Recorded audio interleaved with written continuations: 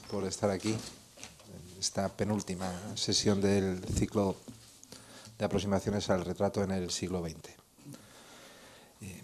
Hay una frase de Joyce, creo que es bastante conocida, yo la había leído hace tiempo y la reencontré el sábado en las páginas de Babelia, en el artículo semanal de Muñoz Molina. Y cuando la leí pensé que no había mejor manera de empezar la presentación de Ricardo Menéndez Salmón. Decía Joyce que la única pregunta que importa realmente acerca de un libro es saber a qué profundidad en el alma de quien lo escribe se ha originado. Como les digo, creo que es la manera ideal de acercarse a la escritura de Ricardo Menéndez Salmón, que si tuviese que describir con una palabra, diría que es verdadera. Cuando el panorama editorial nos deja cada año cientos y miles de ficciones narrativas, que en muchos casos son sobre todo entretenimientos, más o menos bien construidos, más o menos sugestivos y complejos, conviene distinguir lo que es la simple escritura de lo que es literatura. La de Ricardo Menéndez Salmón lo es, yo creo, porque tiene las dos condiciones básicas que hacen de la escritura a la literatura: la voluntad de estilo, la autoexigencia en hacer que el lenguaje y que las palabras alcancen su máximo estético y su máxima expresividad, y el no dejar solo eso en un artificio literario, sino en hacer de esa escritura una manera de interrogar, de interrogarse sobre las grandes cuestiones del hombre y en el fondo sobre el sentido de la existencia. Le voy a pedir prestadas unas palabras para que, mejor que él lo dice él, en una entrevista en el año 2008, decía: yo siempre he escrito el mismo libro, uno que, bajo el aspecto del relato o la estructura de la novela, gira alrededor de unas pocas preguntas fundamentales. ¿Por qué existen el dolor y el mal en el mundo? ¿Posee la belleza una capacidad redentora? ¿Cómo podemos sobrevivir al sinsentido de la existencia? Hasta tal punto estas cuestiones informan y modelan toda su escritura, que muy recientemente, creo que ha sido la semana pasada o la anterior, en el Cultural de las Vanguardias, José Antonio Masoliver Ródenas reseñaba su último libro, Medusa, y hablaba del mundo obsesivo que conforma la escritura de Ricardo Menéndez Salmón. La segunda de las cuestiones a las que antes aludía, posee la belleza una capacidad redentora, nos aboca directamente a lo que nos trae aquí esta tarde, que es la aproximación a la pintura desde la sensibilidad literaria. Interrogarse sobre la relación entre el creador artístico y el creador en general y su obra, el sentido que tiene la creación artística, es en efecto una de las principales preocupaciones que han animado a los distintos relatos y novelas de Ricardo Menéndez Salmón. Lo es de una manera total en uno de ellos, el penúltimo creo, que es un libro hermosísimo desde el título: La luz es más antigua que el amor, una trama diacrónica y muy interesante sobre el compromiso del artista con la obra frente a las exigencias terrenales. Creo, no he tenido ocasión de leerlo, que el protagonista de tu último libro es también un pintor, de Medusa, y hace apenas un par de semanas podíamos leer en las páginas de la ABC Cultural un texto muy breve pero muy interesante, producto de su recorrido sobre la exposición de Schiele en el Guggenheim. Respecto a su obra, quizás de lo más conocido es la llamada trilogía, no sé si es una denominación aceptada por ti o no, pero todo el mundo habla de la trilogía del mal o del horror: La ofensa, en el año 2007, Derrumbe en el 2008 y El corrector en el 2009. Fueron quizás las obras que le dieron a conocer de una manera más general, pero para entonces tenía ya una larga obra hecha de libros de relatos: Los caballos azules, Gritar, o de novelas: La filosofía en invierno, Panóptico, Los arrebatados o La noche feroz, todas ellas escritas más o menos entre el año 2000 y 2007. De formación, como no podía ser casi de otro modo, con todo lo que les he dicho, es filósofo. Ricardo, bienvenido, es un placer que estés aquí por primera vez. Muchas gracias. Gracias a ti, Iñaki. Bueno, gracias por vuestra presencia hoy en Madrid para oírme hablar de estas dos obras que he escogido por una razón. Bueno, el título sé que es un poco enigmático, sobre todo el subtítulo, de lo que va después de los 2 puntos, ¿no? Retratar a la esposa no parece enigmático, pero esto de algunas consideraciones sobre la pena elegida, bueno, veremos de alguna manera qué es lo que he querido decir o lo que he intentado decir al respecto. Bueno, para mí es muy grato estar aquí por distintas razones. Fundamentalmente porque en los últimos años noto que la pintura se ha convertido para mí en el arte que me habla con más intensidad como escritor, ¿no? Y como fruidor, como espectador, que es fundamentalmente como yo estoy aquí hoy. Eso sí que me gustaría que lo tuvierais presente. Yo no soy un experto en arte, yo no soy un académico, no soy un conocedor de la historia del arte, más que como espectador, de modo que mi acercamiento a la obra de los artistas plásticos, creo que tiene una virtud y puede tener un defecto. Cuando empecé a escribir La luz es más antigua que el amor, que como Iñaki insinúa es una novela donde yo recreo la vida de un pintor real, Marrotko, y la vida de 2 pintores ficticios, un pintor perrenacentista y un pintor soviético del siglo XX, me da un poco de pudor escribir sobre pintores, ¿no? Tenía miedo de meter la pata, ¿no? de ser obvio a lo mejor, o todo lo contrario, de volar demasiado alto o demasiado lejos. Pero al mismo tiempo me daba cuenta que cuando me acerco a los textos de especialistas en pintura, a veces me atrevo a reprocharles cierta ininteligibilidad, al menos para mí, en unos casos, y en otros cierto uso de una especie de un lenguaje esclerotizado, un lenguaje un poco que yo llamo un lenguaje de madera, ¿no? Cuando uno está muy en contacto con algo que conoce muy bien, el lenguaje se deforma, se hace perezoso. Nos pasa a los escritores, ¿no? Cuando un escritor habla de escritores, a lo mejor no es tan interesante como cuando un pintor habla de escritores, o como cuando un músico habla de pintura, o cuando un cineasta habla de música. Estaba pensando ahora, por ejemplo, en ese delicioso libro que nos regaló hace poco Acantilado, Mi vida, de Marc Chagall, ¿no? De pronto Chagall, el único libro que ha escrito en su vida, un libro en el que retrata únicamente sus primeros 22 años de vida. Es un libro maravilloso porque está escrito con una ingenuidad, con una inocencia, con ciertos tonos naif que están dados también en su pintura, que seguramente un escritor profesional no se permitiría, ¿no? Entonces, para mí es muy grato poder hoy ser invitado a hablar de algo que siempre me ha apasionado, como es la plástica, para la cual no estoy en absoluto dotado. Además, mi contacto con la pintura tiende a cero desde muy niño. He sido un terrible alumno de dibujo y de plástica, pero siempre me ha apasionado la pintura, y he notado que en estos últimos años, cada vez con más intensidad, tanto la vida de los pintores como el trabajo de los pintores concretado en forma de obra, se ha convertido en mi corresponsal idóneo a la hora de intentar acercarme a alguna de estas preguntas que Iñaki sugería que para mí son centrales en mi literatura, ¿no?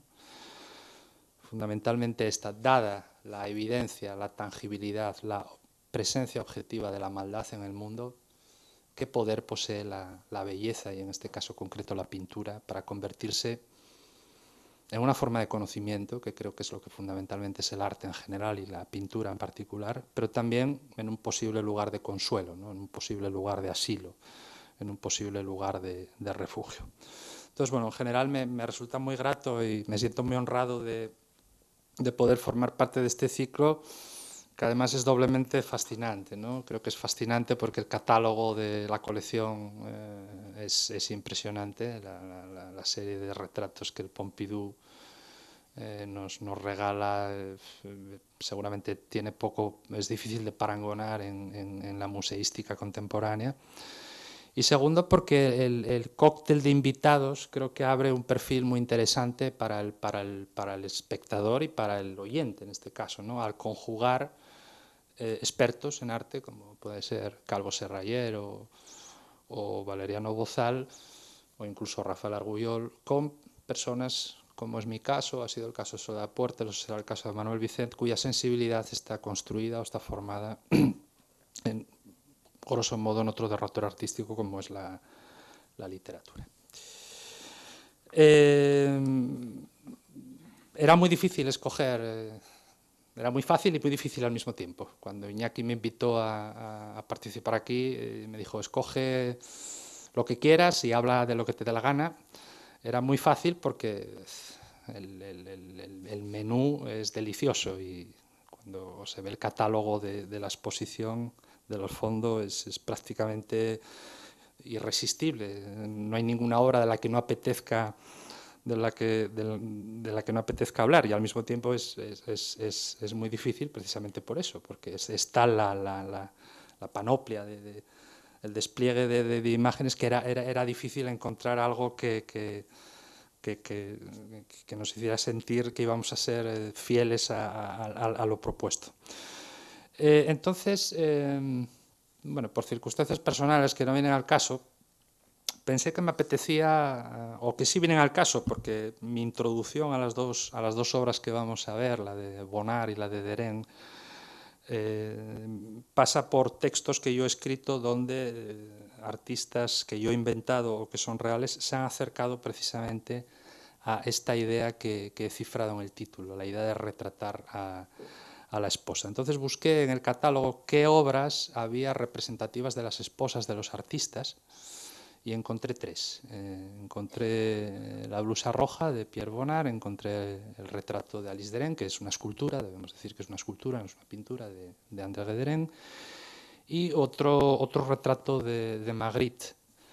Además, un Magritte extraño. Cuando lo vean en el catálogo en vivo se darán cuenta que no es un Magritte al uso, no es el Magritte que uno conoce o que se espera encontrar. Y bueno, como hablar de los tres me parecía quizás demasiado complejo, demasiado largo, escogí en puridad los dos que más me gustaban como espectador, porque además verán que son, aunque están realizados en épocas muy cercanas, me parece que la blusa es del año 13-14 y el retrato es del año 18, son completamente distintos, ¿no?, en su plasmación formal, y creo que también en lo que nos regalan como espectadores. Voy a leerles el texto que he escrito. Es un texto literario que como tal exige de algún modo ser escuchado. Seguramente es un texto para ser leído en la intimidad, como suele suceder con los textos literarios, pero bueno, vamos a intentar que la lectura sea reposada, sea más o menos lenta y que permita que de algún modo vaya pregnando al oyente lo que quiero contar, y no vamos a ser interferidos por imágenes, porque las dos únicas imágenes que aparecerán aquí a nuestras espaldas son precisamente las de las obras. No va a haber otro tipo de aparataje de imágenes que acompañe la lectura.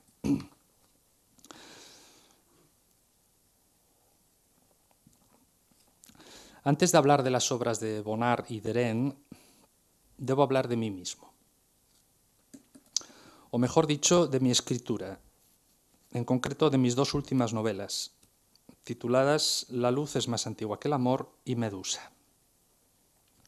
En ambas, la imagen, la mirada, el universo de la plástica resultan capitales. En ambas, sus protagonistas han dedicado su vida a mirar, bien a través del ojo de una cámara, bien empleando los trebejos del pintor.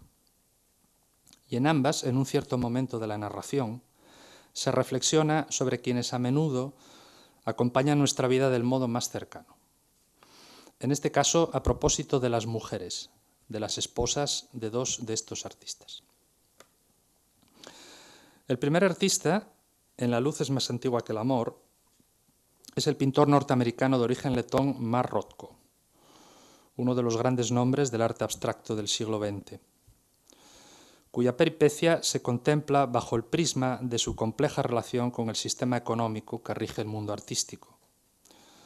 Pues como es notorio, Rothko fue un hombre confiado en el carácter trascendental, casi sagrado, de su tarea, y a la vez consciente de que su pintura, por razones no del todo comprensibles para él, se había convertido en una de las más cotizadas en eso que vulgarmente se denomina el mercado del arte. Hace poco, creo que la semana pasada, hace 10 días, hemos tenido noticia de que un Rothko en concreto se ha vendido por una de esas cifras obscenas, no sé si 50 millones de euros, o bueno, el presupuesto anual de buena parte de todos los museos de arte de Europa, seguramente. Bien, en cierto momento de la novela, de La luz es más antigua que el amor, cuando Rothko se encuentra a las puertas del suicidio, el narrador del libro, que se llama Bocanegra, pero que realmente soy yo en buena medida, regala a su protagonista 3 posibles imágenes con las que despedirse de la vida. Una de ellas es esta.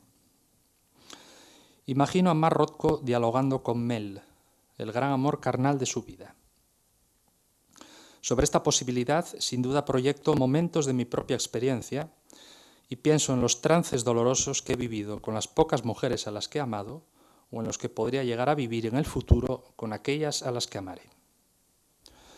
¿Cómo se despide uno para siempre de la mujer a la que ama? ¿Cómo lo hace si además esa mujer se encuentra ausente en el instante de nuestra muerte? ¿Cómo se dice adiós ya no a la propia carne, sino a la carne amada? No a aquella que nos ha tocado en suerte, sino a aquella que hemos elegido. No a aquella fundada sobre la disciplina de la víscera y del hueso, sino a aquella conquistada en la vorágine del tiempo, al filo del azar y su a menudo perversa política. ¿Qué imágenes de Mel acosan al verdugo de sí mismo? Me quedo con una cualquiera, nacida del renovado asombro que significa una vida en común. Mel en bata y zapatillas, de pie, una mañana del invierno neoyorquino, con nieve al otro lado de las ventanas, despeinada y olorosa aún al sueño reciente, sorbe café mientras es contemplada por su marido. La luz cenicienta incendia su cuerpo. A Rothko se le amontonan las palabras de amor. Nunca pintó ese cuadro. Eso por lo que atañe a La luz es más antigua que el amor. En Medusa, que es mi último libro, se ha publicado en septiembre de este año, el protagonista es inventado, fruto de la imaginación, pero no por ello resulta menos plausible, menos real, menos poderoso que Mar Rothko. El protagonista de la novela se apellida Prohaska y lleva empeñado desde su juventud en retratar el horror del mundo. Primero en los campos de concentración nacionalsocialistas, después en la España franquista, en las dictaduras latinoamericanas y al final de sus días en el Japón posatómico. A su lado, en este viaje alrededor del mundo y sus fábulas, lo acompaña su esposa, Heidi, con la que ha convivido durante 30 años. Otra vez el narrador, otra vez yo, reflexiona sobre una de las imágenes que en esta ocasión sí, no como en el caso de Rothko, que nunca pintó el cuadro de Mel, Prohaska nos ha legado de su mujer. La obra sola no explica 28 años de turbación compartida.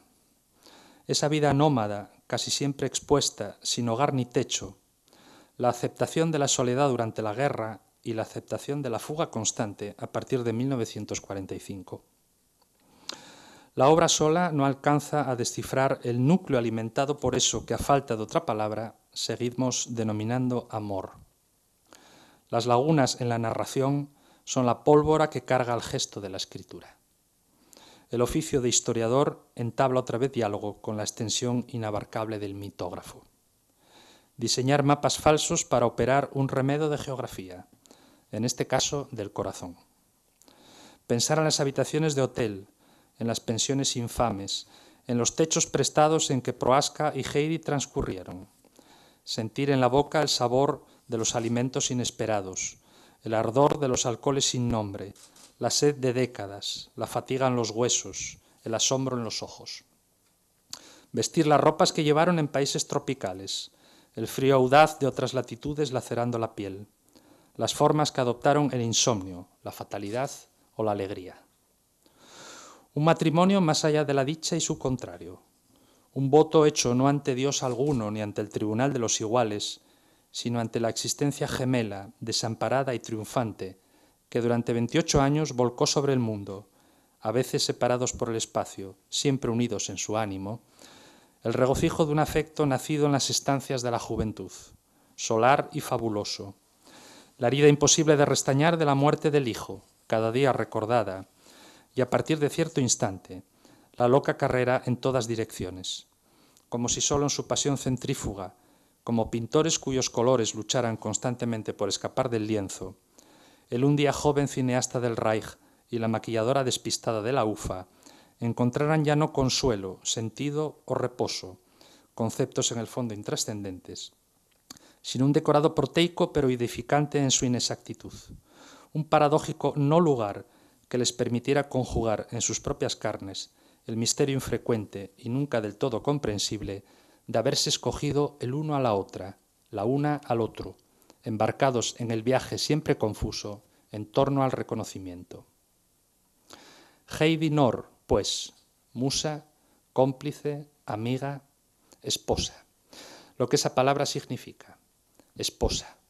Hay que repetirla 100 veces para entenderla, empaparse de ella, metabolizarla. Esposa, esposa, esposa. La contemplo en la fotografía que más admiro de cuantas Prohaska le dedicó. Otoño de 1960.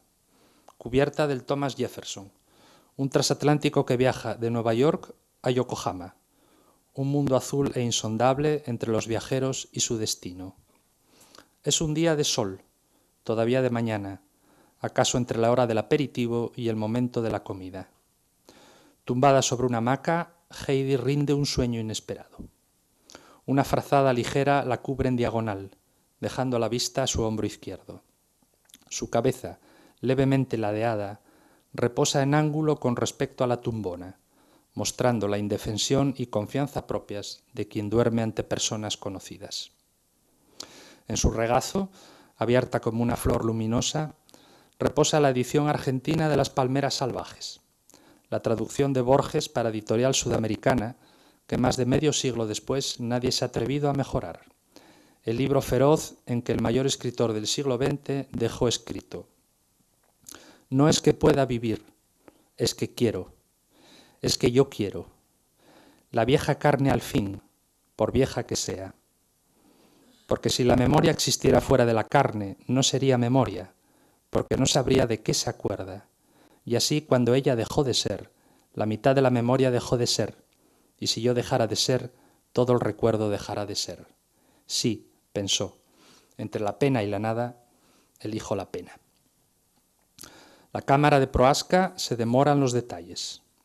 La cubierta rosa y azul, los dos motivos, recto el blanco, ondulado el negro, que cruzándose como aspas rezan colección Horizonte. La sobria tipografía de uno de los textos decisivos de la literatura de amor de todos los tiempos. La mano donde el anillo de casada de Heidi cubre el nombre de William Faulkner. Los dedos con una cutícula asombrosamente cuidada. Las muñecas frágiles, casi de niña. Trazas de vello donde comienzan los antebrazos, ocultos como ramas resguardadas bajo la frazada. Y el rostro, sí. El rostro donde todo se intuye. La frente alta, despejada, sobre la cual se derrama el cabello abundante, lechoso y suave, partido en dos mitades exactas dentro del cráneo generoso. Las cejas marcadas y ásperas, que hablan de una ascendencia celta, como una línea de hollín. Los párpados llenos, abultados, sin duda carnosos, ojos de miope ahora sin gafas, palpitantes como pleuras detrás del beso del sol. La nariz chata, un poco totémica, plana y sin pecas. Las mejillas rotundas, que prestan a Heidi un inequívoco aroma teutón. Y sobre todo la boca que encierra el secreto de esta fotografía íntima y hermosa. Esa boca entreabierta de la que candorosamente, como el sagrado Aleph que vincula al mundo con sus motivos, escapa un hilo de baba, un gusano plateado y fugaz que Prohaska no ha omitido retratar ahí, en ese instante de pura entrega al sueño, al reposo, a la placidez. Esa baba de la esposa que se convierte alquímicamente en la piedra filosofal que convierte esta fotografía en un trazo de amor indeleble, estremecedor en su espontaneidad. La saliva de la esposa, la boca amada, el sueño de aquella en que un día engendramos, el otro país natal de Prohaska, la carne de Heidi, la pena elegida. Como se ve, en ambos textos se menciona parecido sintagma. En el caso de Rothko, en La luz es más antigua que el amor, se habla de la carne elegida. En el caso de Prohaska, en Medusa, se habla de la pena elegida, siempre sobrevolando el espíritu de esa frase célebre de Faulkner en el final de Las palmeras salvajes. Entre la pena y la nada, escojo la pena. Idéntico, este último sintagma, la pena elegido, al que he propuesto para hablar hoy de las obras de Bonnard y Derain. La carne elegida, la pena elegida son, pues, los expedientes del amor más cercano. El amor a la mujer con la que hemos decidido compartir nuestra vida, o al menos una parte de ella. Así que de quien quiero hablarles ahora es de las mujeres de Bonnard y Derain, de Martha y Alice, de las dos carnes, de las dos penas elegidas por los artistas. Flaubert dejó escrito que basta contemplar cualquier cosa durante cierto tiempo para que devenga interesante. Un simio, una catedral o un paisaje. Por eso lo cotidiano resulta tan fascinante. Basta pensar en cómo los pintores han hecho suyo este aserto. Recordemos las botellas de Morandi. Recordemos los cuerpos desnudos de Lucian Freud. Recordemos los interiores de Vermeer.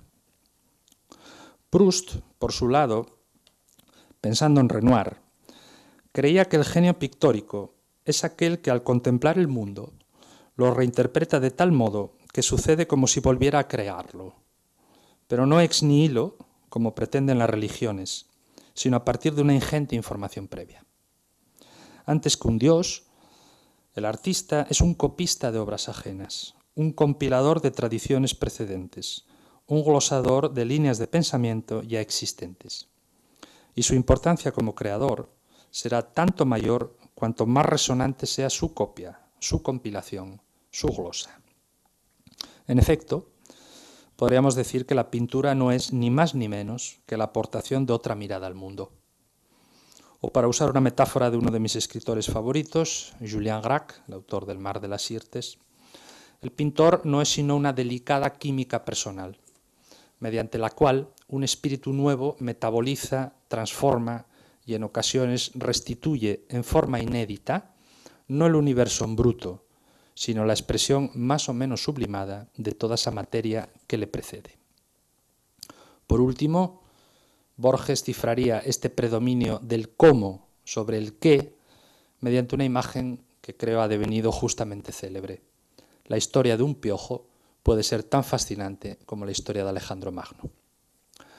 De la unión entre estos dos asuntos, lo cotidiano, lo banal y lo vulgar por un lado, y la singularidad de la mirada que lo inmortaliza, surge mi reflexión sobre la pena elegida.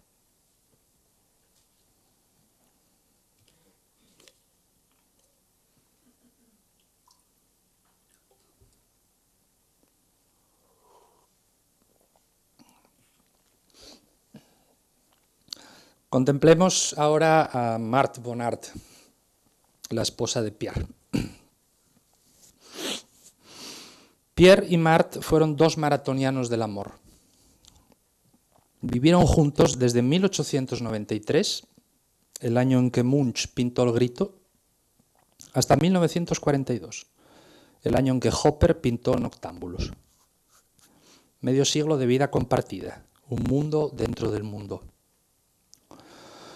Bonnard apenas sobrevivió 5 años a Marthe, murió en 1947. Bonnard, que casi nunca pintaba del natural, fue extraordinariamente fiel a Marthe, al menos como fuente de inspiración. De hecho, su fidelidad puede cifrarse. Los estudiosos de su obra han catalogado más de 700 bocetos de Marthe. También, como no, en un amor tan largo y profundo, Pierre y Marthe conocieron motivos para el conflicto. Un conflicto que se trasladó a la pintura, pues a partir de cierto momento, vida y obra ya no admiten disociarse. Y la pintura, que es siempre un arte de la nostalgia, constituye el depósito fundamental de la memoria, al menos en el caso de los artistas figurativos. En efecto, conviene no olvidar que las imágenes nos dan las cosas, pero nos las dan en tanto que pérdida. Ahí radica la patética verdad de la imagen. La imagen está siempre por algo que fue, pero que ya no es. En 1925, Bonnard se enamoró de una de sus modelos, René Montchaty. El pintor prometió a René abandonar a Marthe y casarse con ella, pero nunca lo hizo. Bonnard dio marcha atrás a su proyecto de ruptura y se refugió con Marthe en Cannes. La historia tiene dos corolarios. Uno nefando, René se suicidó. El otro emocionante, se mire como se mire. Marthe exigió a Bonnard que destruyera todas las pinturas en las que René apareciera. Bonnard, sin embargo, ocultó una de ellas. Solo pudo acabarla después de 1942, cuando su propia esposa había muerto. Como se ve, hay muchas formas de fidelidad a los muertos, a los que pasaron y a los que quedaron. Lo notable del caso es que ambas mujeres, que ya solo eran polvo y ceniza, aparecen en el cuadro rescatado de la demolición. La inmortalidad de la obra une así lo que las envidias, los celos y la urgencia de la vida separó. Marthe y su rival René, o René y su némesis Marthe, unidas por el hombre que amó a ambas y al que ambas amaron. A su modo, Bonnard fue capaz de mantenerse fiel a sus dos amores. Pero esa, como diría el clásico, es otra historia. En el cuadro que nos ocupa, Marthe aparece en una escena doméstica. Antes o después de la comida, no lo sabemos. Quizá en el momento de la espera del alimento, o antes de tomar el café o la fruta. La puesta en escena, como pueden ver, es muy espartana. Hay poquísimos elementos en juego. Se ven una taza, un cubierto, un plato, lo que parece una naranja y un florero. Al fondo, en penumbra, adivinamos algunos muebles. Marthe es el centro del cuadro y su actitud, la que cifra la estampa de lo cotidiano, conforma su aleph, otra vez, y su misterio.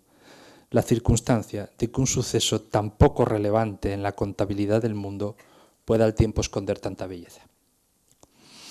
He escogido este retrato precisamente por ello, porque Marthe no representa aquí ninguna aventura del espíritu, ningún momento sublime, ninguna epifanía del corazón o de la inteligencia. Simplemente está ahí. No se sabe si cansada o negligente o acaso aburrida. No se sabe si enfadada o triste o apenas distraída. No se sabe si somnolienta porque acaba de hacer el amor o pensando en las islas griegas, o quizá esperando porque alguien atienda su apetito. Y aunque Bonnard la pinta en 1925, el año en que se casaron, cuando ya llevaban juntos más de 3 décadas, y el mismo año del suicidio de René, la tentación de hacer hermenéutica a propósito de esta fecha es evidente, pero prefiero abstenerme. Me conformo con contemplarla ahí, en este instante absolutamente cotidiano, en el que nada que no sea la propia vida sucede, y en el que el pintor, antes forense que cualquier otra cosa, testimonia cómo es su mujer en los escenarios del día a día. Marthe en ese gesto universal que ya los niños conocen del puño contra el parietal. Marthe con su bonita blusa roja y blanca, tan sencilla como eficaz. Marthe con los ojos bajos o cerrados, perdida en su ensoñación, en el silencio blanco de lo habitual, en el ruido de fondo que hacen nuestras pequeñas vidas mientras transcurren. Marthe Bonnard, 50 años de vida compartida, 700 veces pintada, la esposa, la prolongación ineludible, la mujer capaz de exigir que un hombre destruya su obra. Marthe Bonnard, la carne elegida, la pena elegida.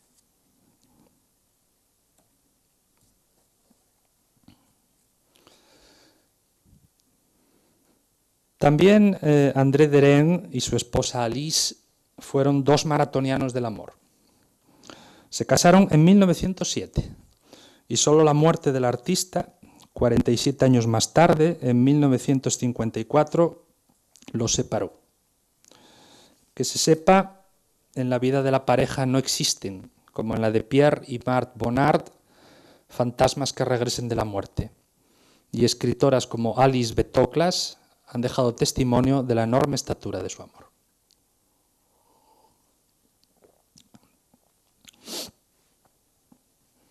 Qué distinta es, en todo caso, la decisión de Derain al entregarnos su carne elegida, su pena elegida. Aquí Derain, que también retrató hasta la obsesión a Alice, decide, sin embargo, esculpirla.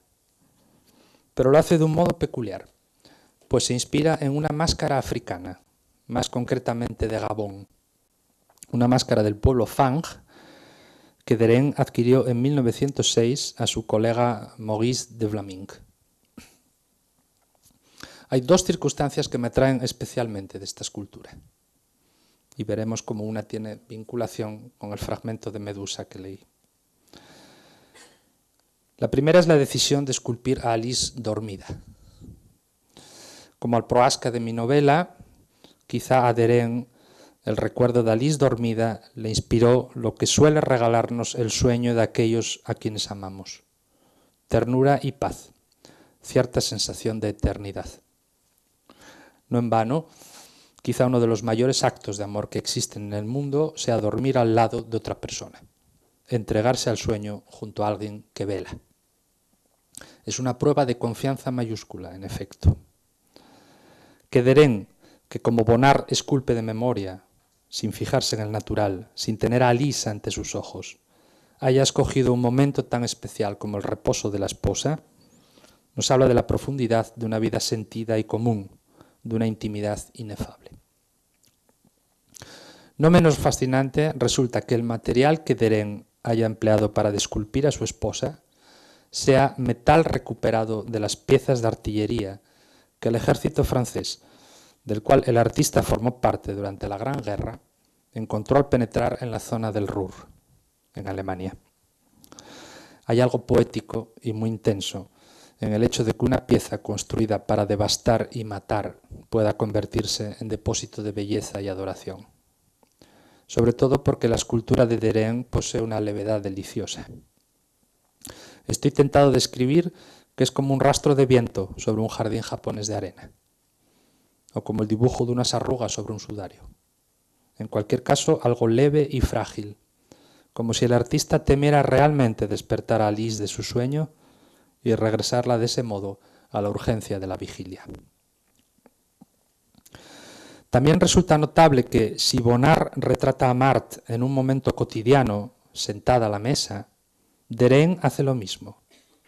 Si bien el contacto en este caso con una forma estética muy definida, como es el primitivismo africano, opera una singular experiencia estética. Alice se transforma en un tótem de otra cultura, remota y a la vez cercana. Tan lejos, tan cerca, el arte obra el viejo milagro de reunir los distintos tiempos en uno solo. No en vano, sospecho que esta obra de Derain en concreto satisface una tesis para mí muy querida y que no tiene por qué ser compartida, y en virtud de la cual no cabe hablar de un progreso aplicado al territorio del arte. Antes bien, siempre he creído que el movimiento de las formas estéticas recuerda más a una especie de inmenso tornillo de Arquímedes. Desde siempre, la fuerza expresiva del arte ha poseído momentos de apogeo y momentos de decadencia. Ha procurado fases dinámicas y fases estáticas. Ha gestionado lugares para la expansión y motivos para la regresión. Ha prohijado la originalidad, pero también ha instigado la imitación. Basta pensar en que lo que era denominado primitivo en las esculturas en piedra paleolíticas y en las formas corporales esculpidas en rocas, o en los monumentos de las Islas de Pascua, o en las máscaras africanas e indias, resulta tan contundente que se hace modélico para el arte actual y aún sigue superando a este, en muchos casos, en fuerza simbólica. La obra de Derain nos permite, en ese sentido, reflexionar sobre el hecho de que las pinturas de Lascaux, de Chauvet o de Altamira posean un carácter mágico que en las obras expresionistas es sustituido por lo decorativo, o que los frescos cretenses, con sus ligeras y vaporosas tonalidades, con sus suavizados contornos, se asemejen tanto al concepto naturalista de los impresionistas, o que los dibujos de flores de Knossos contengan ya en su seno el movimiento vienés del Jugendstil. De modo parecido, a cómo los desplazamientos de perspectivas en un bajorrelieve egipcio preparan el cubismo, o de forma no muy distinta, al modo en que el surrealismo actualiza las formas ya perpetradas por las culturas babilonia y azteca. La lis durmiente de Derén, esta carne elegida, esta pena elegida y cincelada sobre un pedazo de metal fabricado en la primera década del siglo XX para mutilar y destrozar, nos confirma que siempre han existido lo figurativo y lo abstracto, la claridad y la fuga, lo pesado y la pura forma, y que la historia del arte en realidad no responde tanto a la geometría de la línea cuanto al desenvolvimiento tantas veces caprichoso de una espiral.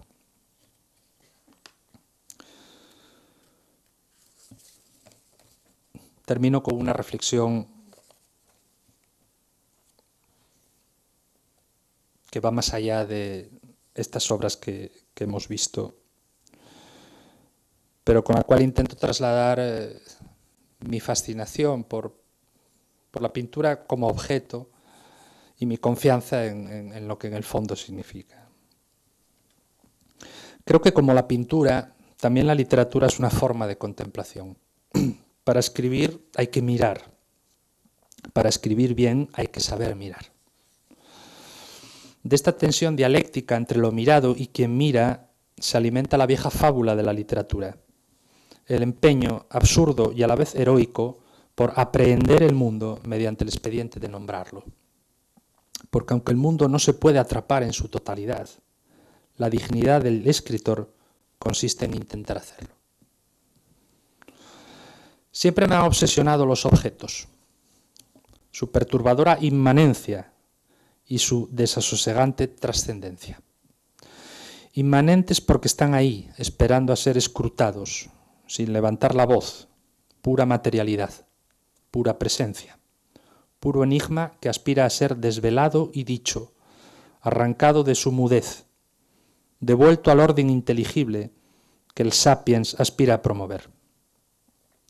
Trascendentes porque muchos de ellos, nacidos de la manipulación y el afán humanos, nos sobrevivirán cuando el Holoceno se disuelva en la siguiente glaciación. Triunfarán indemnes a la extinción de nuestra especie, de nuestro lenguaje, de nuestra mirada. Quizá por eso la luz es más antigua que el amor. Imaginémoslo por un instante.